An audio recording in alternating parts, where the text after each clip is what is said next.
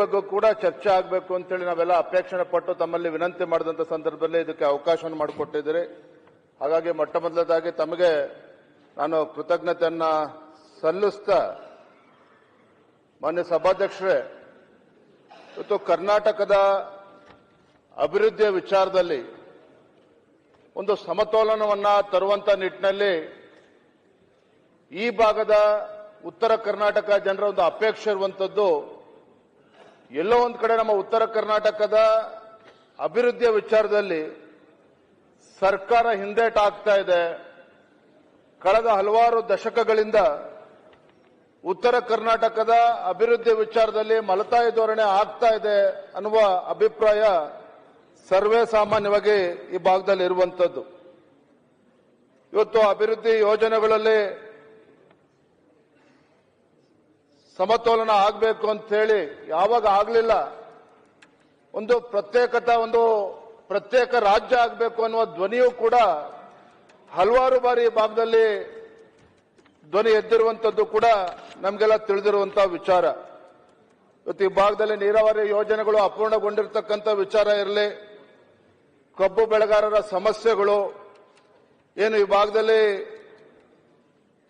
Special economic ಝೋನ್ಗಳನ್ನು ಮಾಡಿ ಉದ್ಯೋಗಗಳನ್ನು ಸೃಷ್ಟಿ ಮಾಡತಕ್ಕಂಥ ನಿಟ್ಟಿನಲ್ಲಿ ಸಹಕಾರವನ್ನು ಕೊಡುವಂಥದ್ದು, ಪ್ರವಾಸೋದ್ಯಮ ಅಷ್ಟೇ ಅಲ್ಲ, ಹಿಂದಿನ ಸರ್ಕಾರಗಳು ಏನು ಕೆಲವು ಯೋಜನೆಗಳನ್ನ ನೀಡ್ಕೊಂಡು ಬಂದಿದ್ರು, ಅವು ಕೂಡ ಅಪೂರ್ಣವಾಗಿ ಅದಕ್ಕೆ ಇಂದಿನ ಸರ್ಕಾರ ಸಹಕಾರವನ್ನು ಕೊಡದೇ ಇರುವಂತದ್ದು ಕೂಡ ಇವತ್ತು ಸಾಕಷ್ಟು ಚರ್ಚೆ ಆಗ್ತದೆ. ಮನ ಸಭಾಧ್ಯಕ್ಷರೇ, ಒಂದು ಈ ಸಂದರ್ಭದಲ್ಲಿ ನಾನು ಉಲ್ಲೇಖ ಮಾಡೋದಕ್ಕೆ ಇಚ್ಛೆ ಪಡ್ತೇನೆ. ಯಾಕೆ ಉತ್ತರ ಕರ್ನಾಟಕದಲ್ಲಿ ಈ ರೀತಿಯ ಅಭಿಪ್ರಾಯಗಳು ಮೂಡಿದೆ ಅಂತ ಹೇಳಿದ್ರೆ, ಯಾವತ್ತೂ ಕೂಡ ಇವತ್ತು ದಕ್ಷಿಣ ಕರ್ನಾಟಕದಲ್ಲಿ ಯಾವ ರೀತಿ ಅಭಿವೃದ್ಧಿಗೆ ರಾಜ್ಯ ಸರ್ಕಾರಗಳು ಒಂದು ಮಹತ್ವನ ನೀಡ್ತದೆ, ಈ ಭಾಗದಲ್ಲಿ ನೀಡ್ತಾ ಇಲ್ಲ ಅಂತಕ್ಕಂಥದ್ದು. ಒಂದು ಅಭಿವೃದ್ಧಿ ಕಡೆಗಣನೆ ಆಗಿರ್ತಕ್ಕಂಥದ್ದು ಇರ್ಬೋದು, ಮತ್ತೆ ಕಾವೇರಿಗೆ ಸಿಗ್ತಕ್ಕಂಥ ನ್ಯಾಯ ಕೃಷ್ಣಾಗೆ ಸಿಗ್ತಾ ಇಲ್ಲ, ತುಂಗಭದ್ರಾಗೆ ಸಿಗ್ತಕ್ಕಂಥ ನ್ಯಾಯ ಈ ಭಾಗದ ಘಟಪ್ರಭಾ ಮಲ್ಲಪ್ರಭೆಗೆ ಸಿಗ್ತಾ ಇಲ್ಲ ಅನ್ನುವ ಚರ್ಚೆ ಸರ್ವೇ ಸಾಮಾನ್ಯವಾಗಿ ನಡೀತಾ ಇದೆ. ಇದ್ರ ಮಧ್ಯೆ ಕಳೆದ ಹಲವಾರು ತಿಂಗಳುಗಳಿಂದ ಕಬ್ಬು ಬೆಳೆಗಾರರ ಸಮಸ್ಯೆ ಇವೆಲ್ಲವೂ ಕೂಡ ಇವತ್ತು ಚರ್ಚೆ ಆಗ್ತಾ ಇದೆ ಮನ ಸಭಾಧ್ಯಕ್ಷರೇ. ಹಾಗಾಗಿ ನಾನು ಈ ಸಂದರ್ಭದಲ್ಲಿ ಇನ್ನು ಈ ರಾಜ್ಯ ಸರ್ಕಾರ ಬಂದು 2.5 ವರ್ಷ ಆಗಿದೆ. ಕಳೆದ 2.5 ವರ್ಷದಲ್ಲಿ ಯಾಕೋ ಏನೋ ರಾಜ್ಯ ಸರ್ಕಾರ ರಾಜ್ಯದ ಅಭಿವೃದ್ಧಿ ಇರ್ಬೋದು, ಮತ್ತೆ ಉತ್ತರ ಕರ್ನಾಟಕದ ನೀರಾವರಿ ಯೋಜನೆಗಳಿರ್ಬೋದು, ಈ ಭಾಗದ ರೈತರ ಸಮಸ್ಯೆ, ಕಬ್ಬು ಬೆಳೆಗಾರ ಇರ್ಬೋದು, ಮೆಕ್ಕೆಜೋಳ ಬೆಳೀತಕ್ಕಂಥ ರೈತರ ವಿಚಾರ ಇರ್ಬೋದು, ತೊಗರಿ ಬೆಳೀತಕ್ಕಂಥ ರೈತರ ವಿಚಾರ ಇರ್ಬೋದು, ಒಟ್ಟಾರೆಯಾಗಿ ರೈತರ ಬಗ್ಗೆ ಈ ರಾಜ್ಯ ಸರ್ಕಾರ ಗಮನ ಹರಿಸದೇ ಇರುವಂತದ್ದು ಅಥವಾ ದಿವ್ಯ ನಿರ್ಲಕ್ಷ್ಯವನ್ನ ಏನು ರಾಜ್ಯ ಸರ್ಕಾರ ಇವತ್ತು ತಾಳಿರ್ತಕ್ಕಂಥದ್ದು, ಒಂದು ರೀತಿ ಈ ಭಾಗದ ರೈತರು ಸರ್ಕಾರದ ವಿರುದ್ಧ ಒಂದು ಆಕ್ರೋಶವನ್ನ ವ್ಯಕ್ತಪಡಿಸ್ತಾ ಇದ್ದಾರೆ ಮಾನ್ಯ ಸಭಾಧ್ಯಕ್ಷರೇ.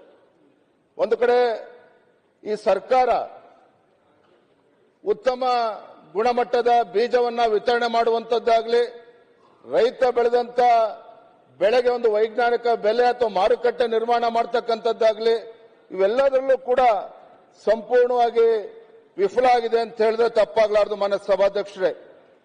ಬೆಲೆ ಕುಸಿತ ಇರ್ಬೋದು, ಅಸಮರ್ಪಕ ಬೆಳೆ ಪರಿಹಾರ ಇರ್ಬೋದು, ನೀರಾವರಿ ಯೋಜನೆಗಳು ನೆನೆಗುದಿಗೆ ಬಿದ್ದಿರುವಂತದ್ದು, ಮತ್ತೆ ಏನಿವತ್ತು ಸರ್ಕಾರಿ ಇಲಾಖೆಗಳಲ್ಲಿ ನೇಮಕಾತಿ ಆಗದೇನೆ ಇವತ್ತು ಯುವಕರು ಇವತ್ತು ಪರದಾಡ್ತಾ ಇರ್ತಕ್ಕಂಥದ್ದು ಕೂಡ ನಾವು ನೋಡ್ತಾ ಇದ್ದೇವೆ.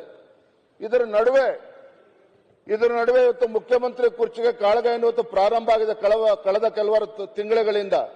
ಇದರ ಪರಿಣಾಮ ರಾಜ್ಯ ಸರ್ಕಾರಕ್ಕೆ, ಮಾನ್ಯ ಮುಖ್ಯಮಂತ್ರಿಗಳಾದ ಹಾಗೆ ಸಚಿವ ಸಂಪುಟ ಸದಸ್ಯರಿಗೆ ರಾಜ್ಯದ ಸಮಸ್ಯೆ ಆಗಲಿ, ರೈತರ ಸಮಸ್ಯೆ ಆಗಲಿ, ಉತ್ತರ ಕರ್ನಾಟಕದ ಸಮಸ್ಯೆ ಬಗ್ಗೆ ಯಾವುದೊಂದು ಕಾಳಜಿ ತೋರ್ತಾ ಇಲ್ಲ ಅನ್ನುವ ಭಾವನೆ ಇವತ್ತು ಎಲ್ಲ ಕಡೆ ಇವತ್ತು ಇರುವಂತದ್ದು ಮಾನ್ಯ ಸಭಾಧ್ಯಕ್ಷರೇ.